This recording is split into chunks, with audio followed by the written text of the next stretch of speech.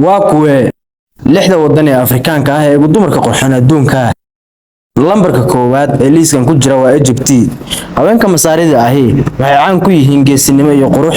Egypt waa waddan Afrikaan ah oo Muslim ah. Wuxuu ka mid yahay wadamada ugu dumarka qurxoon Afrika iyo guud ahaan wadamada muslimiinta ah ee adduunka.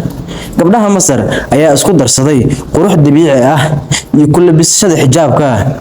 waxay si buuxda u qadariyaan islaamnimada iyo dhaqanka wanaagsan ee muslimiinta. Si kastaba ha ahaatee, haweenka Masar waxay leeyihiin muuqaalo soo jiidasho leh iyo shakhsiyad wanaagsan. Haweenka Egypt waxaa lagu yaqaanaa inay leeyihiin doorar asaasi ah sida xaasaska iyo hooyooyinka. Morocco waa dal Afrikaan ah oo Carabeed, wuxuuna ku jiraa wadamada ugu dumarka qurxoon Afrika iyo muslimiinta.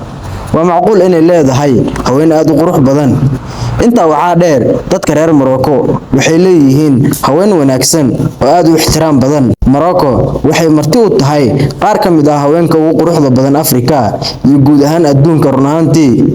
Haweenka Morocco ayaa dhowr mar ku guuleystay guusha tartanka quruxda Afrika ee Miss Africa. Doorka bulshada ee haweenka Morocco ayaa ah mid aad u wanaagsan. Lambarka saddexaad, Ethiopia. Haweenka Ethiopia inta badan waa kuwo aad u soo jiidasho leh oo yaab leh.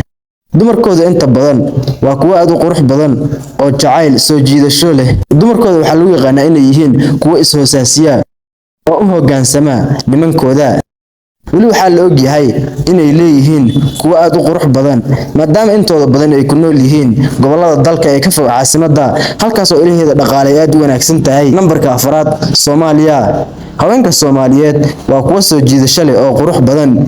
Inta badan dumarka Soomaaliyeed waa shukulaato maqaar dhalaalaya leh. waxay leeyihiin muuqaalo waji oo cajiib ah oo leh timo jilicsan oo qurux badan. waqtiyadii u dambeeyay, dumar badan oo Soomaali ah ayaa ka mid noqday haweenka dunida ugu quruxda badan.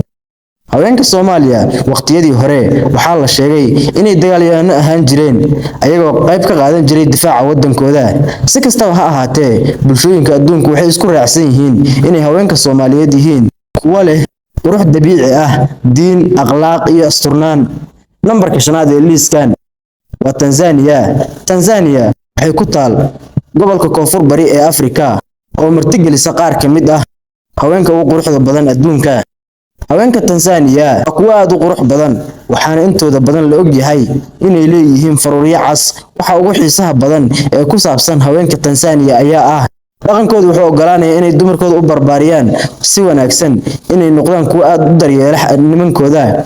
taasina waxay la micno tahay inay jacayl iyo kalgacal badan u muujinayaan lamaanahooda.